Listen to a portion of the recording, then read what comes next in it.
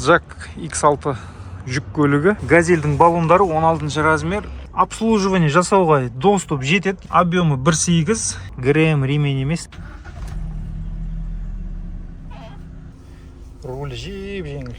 Ассалаумалейкум достар, тиктоктан бәр жазып жатыр. Jack қалай, алсақ стоит па, не стоит па, не болды, не қойды деп. Обзор түсірсей, жақсы обзордан болса деп, тиктокқа түсірген обзорларым қысқа видеосы кесу керек болады. Кескен кезде информациялар кетіп қалып, сондай проблемалар болып жатыр да. Так что осындай YouTube форматта обзор түсіруге шешім қабылдадым. От душинан каждый деталь, каждый мелочь, не болды, не қойды, бәрін айтатын болам. Так что давай шайларыңды қойып, столдың басына жайғасып көретін видео болып тұр ғой бұл ше. Және де лайк, подписка басып қойыңдаршы достар. Осы видео қандай болады и дальше солай видео түсіре берем. Просмотр көп болса, маған да жақсы, өздеріңізге де жақсы. Көп адам көреді, көп адам білет не машина екен. Бұл машинаны әлі ешкім білмейді, рынокқа енді келіп жатқан машина да. Мен өзімді бұны рисковать етіп алдым да, қалай екенін білмеймін. Тфә-тфә қазірге жақсы. Давайте достар, кеттік. Алдарыңызда Jack X6 жүк көлігі. Бұл жүк көлігі Қытайдың өзінің рыногына арнап шығарылған машина. Қытайлардың өздерінің ішкі нарыққа арнап шығарылған жүк көліктері. Бізде де бұл көліктер бар, бізде Jack N35 болып келеді. Енді ол жайлы кейін айтып өтем, алдағы видеоларда Jack N35 қалай, Jack X6-ның айырмашылықтары не. Қазірше осы жүк көлігі жайлы айтып бергім келіп тұр. Jack X6 2025 жылғы, объемы 1.8, 5 сатылы механика. Алдына келетін болсақ, фары бір секциялы, туманкілері бар. Капоты, қазір капотын ашып бәрін көрсететін болам. Ішін біздің модель рефрижератор, минус 25, плюсовой температура жоқ екен. Бұл тек температураны төмен түсіреді. Баллондары, газельдің баллондары 16 размер, 185, 75, 16. Өзінің баллондары 175, 16 болып келеді. Ондай баллон біздің рынокта жоқ. Сол себепті осындай газельдің баллондарын сала берсеңіздер болады. Одан кейін воздушный фильтр. Мына жерде бак 60 литр. X қатты, баллоны X қатты. Арты запаскасы бар. Барлығы бір размерде. Запаска баллондар бір размер. Будкасы ені 1.70, биіктігі 1.70, ұзындығы 3,5 метр. Мынандай боковой погрузкасы да бар. Мына есіктер ашылады. Аккумуляторы тұрады. Мына жерде бір минусы, аккумулятор ашық тұрады. Аккумуляторда жабу керек. Вот осындай минусы. И міне машина осылай. Сыртқы боковой погрузка бәрі бар. Есіктер ашылады. Айнасы 2 секциялы айна. Асты широкоформатный, үсті обычный. Подогрев бәрі бар айнасында. Так, салонын ашсақ, электропакет, мындай кармашкасы бар, су салатын. Одан кейін үш орынды орындықтары бар. Мынау керек кезде көтеріліп қояды. Мынау көтеріледі, үшінші адамды орта отырғызуға болады. И мынандай секциясы бар қосымша. Майда-шүйда заттарыңызды салып қоюға. И екі баклажкаға арналған су қойғышы бар. Одан кейін салоны осындай. Салонның көрінісі. Мына жерде бардачок, майда-шүйда зат салып қоюға болады. И мынау секциясы алынады, былай жылжытып үлкейтіп қойсаңыз болады секциясын. Мынандай кармашкілері бар. Бардачогінде мынандай майда-шүйда зат, ручек салатын. Мына жерде кармашкасы бар. Осындай заттары бар. Одан кейін рефрижератордың пульті Мен оны осы жерге қойып қойдым. Заводтан Қытайлар торпеданың үстіне қойған. Түнде жүргенде ол көзіңді алады да жанып тұрып. Сол үшін мен осы жерге әкеп қойдым, өзіме ыңғайлы. Коробкасы механика, 5 ступка. Мына жерде тағы стакан қойғышы бар. Подогрев сидений. Мына жерде қосымша қалталары бар. Прикуриватель. Қазір моторын ашып көрсетем. Бірінші салонын көрсетіп алайын.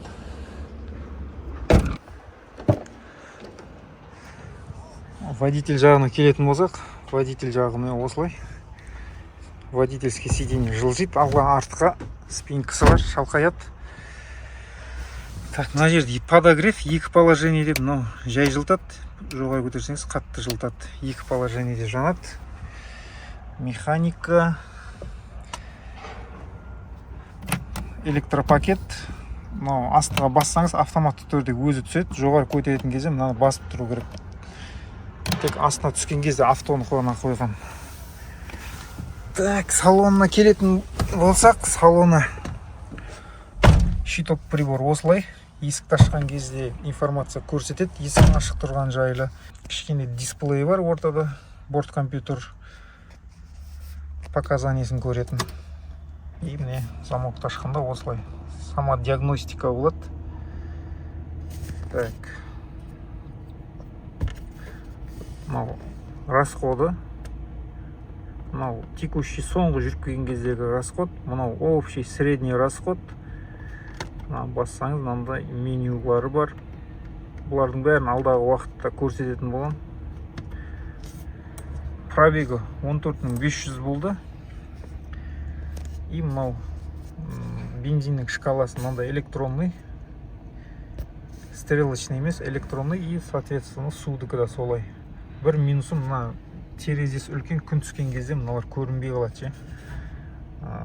Бензин мен судың уровені көрінбей қалады. Бұлай қолды жауып көлеңке қылып көру керек. Сонда енді кішкене минусы бар, но ничего болады. Android, заводтан Android болып келді. Кондер бар, климатты басқару жүйесі. Енді айтатыны печкасы мен кондерінің әңгіме жоқ. Енді машина новый болғаннан кейін шығар. Печкасын бірге қоясын, кондерді тоже бірге қоясын. Қайнат жібереді, бірде мұздат жібереді ішін. Енді минустарында айта кетейін жол жөнекей. Бір өзіме ұнамайтын минусы мына жерде даланың температурасы жоқ та. Далада қанша градус болып жатыр, сондай көрсететін температурасы жоқ. Вот сол маған керек нәрсе өзіме. И мен оны шештім. Мына жерге сатып алып, осы жерге қондырып қойдым. Керек кезде осы жерден көріп қарап отырамын. Салоны осы. Мына жерде де баклашка қоятын бар. И қармашкілері бар бұлайнан. Төбесі козерог. Очки салғыш бар. Ішіне очкиңізді салып қоясыз. Ондай подсветкалары бар. Есікті ашқанда жанады. Қаласаңыз өшіріп қоясыз. Жалпы көліктің салоны осы. Подогрев мына жерде. Так. Подогрев боковой зеркало бар. И мынау регулировка фар. Корректор фар дейді, регулировка дейді. Фарды жоғары төмен түсіруге болады. Алдына келетін болсақ, алды капоты мына жерден ашылады. Моторы сиденьенің астында. Қазір оны да көрсетемін. Капотына келетін болсақ, капотта осылай антифриз. И мына жерде лобовойға су шашатын бачок осы жерде тұрады. Байклашканы өзім қойып қойған, мынаған су құятын. Болды, басқа бұл жерде ештеңке жоқ. Капоты осы алды. Фары жақсы, туманкасы да жақсы түсіреді. Туманканы қоссаңыз, фардың қосудың қажет жоқ болып қалады кей жағдайларда. Ал будкасына келетін болсақ, будкасының размері 3/5 ұзындығы, биіктігі 1,70, ені 1,70.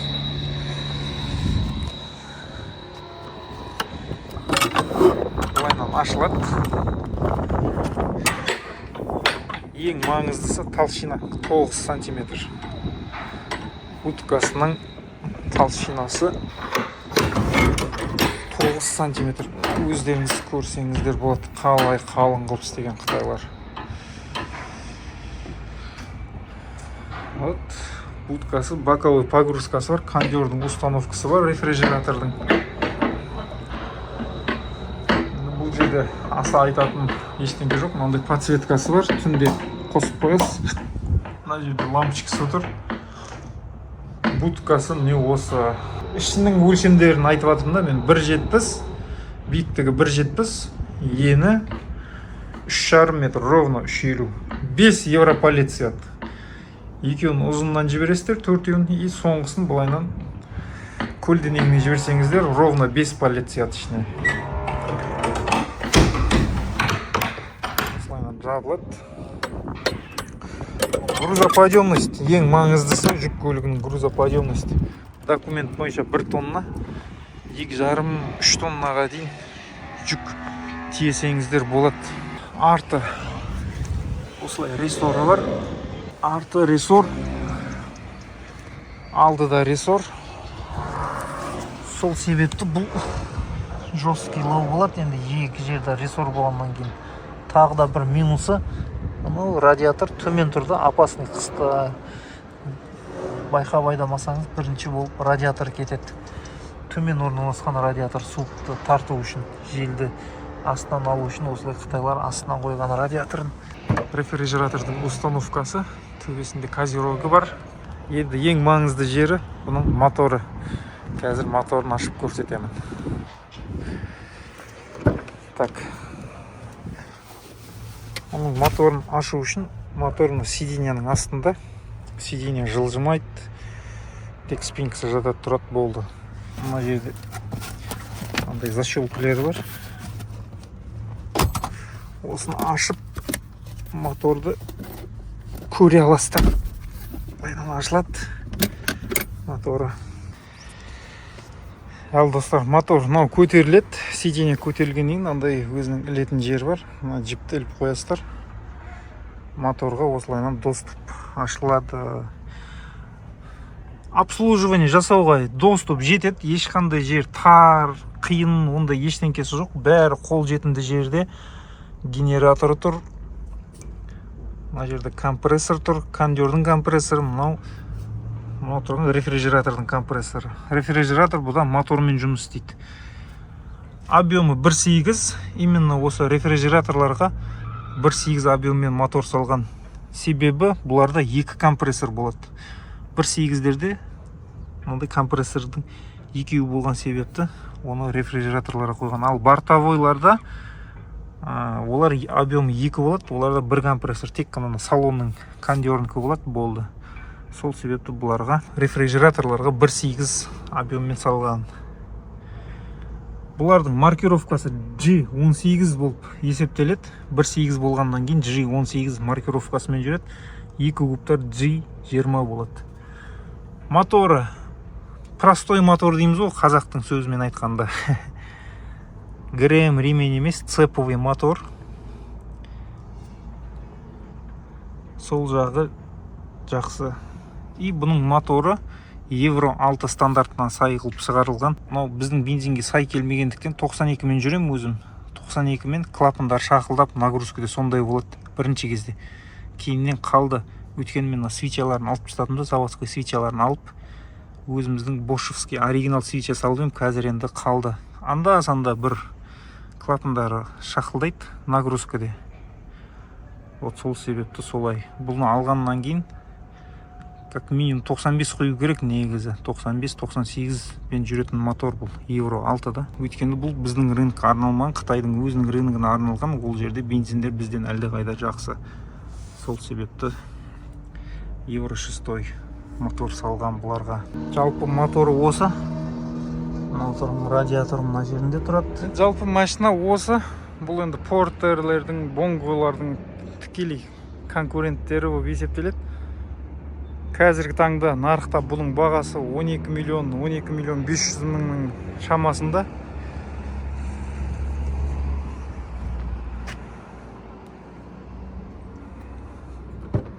Так, от алдырып көрейік қазір бұны. Бисмилля. Замокты ашамыз, самодиагностика болады бұлайнан. И бұны от алдыру үшін оцеплениені басып тұрып от алдырасын. Безопасность үшін да.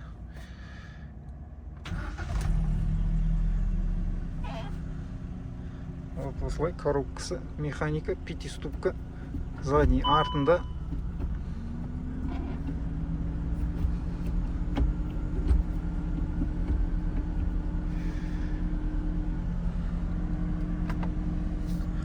Бұның бір ұнайтын жері мынау рулі электроусилительді ГУР емес, ЭУР рулі жеп жеңіл. Маневр жасағанда ойланбай бұрасында рулін. Бұл өте маңызды да қалада. Разворот істеген кезде рульді деген бір саусақпен бұруға болады бұның рулін. Электроусилитель руля ЭУР дейді ғой. Сондай руль бұда. Сигналы. И мынау терезені шашқан кезде суды дворниктан шашады.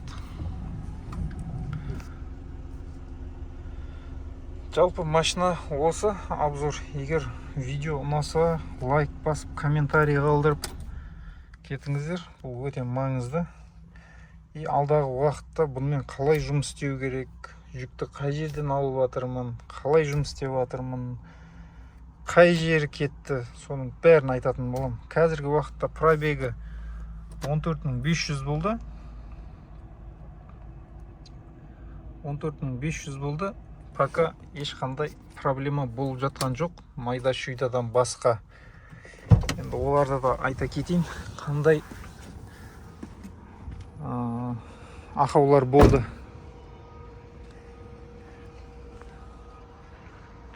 Ең біріншісі, мына жерде бұрышында подсветка бар. Мынау подсветка сол жанбай қалды. Так, сосын мынау подогрев істемей қалды. Есікті бұлай ашып жапқанда ішінде артында штекер шығып кетті. Тиетті сықырлап. Сол штекер шығып кетті. Содан көріп отырмын. Осы істемейді. Істемей қалды, точнее. И өзімнің айдымен туманкасын сындырып алдым. Бетіндегі шишасын қазір уақытша скотч жапсырып қойдым. Бұны заказ беріп қойдым. Келе жатыр. Пока вот осындай майда шүйда жұмыстар бар. Машина жалпы осы.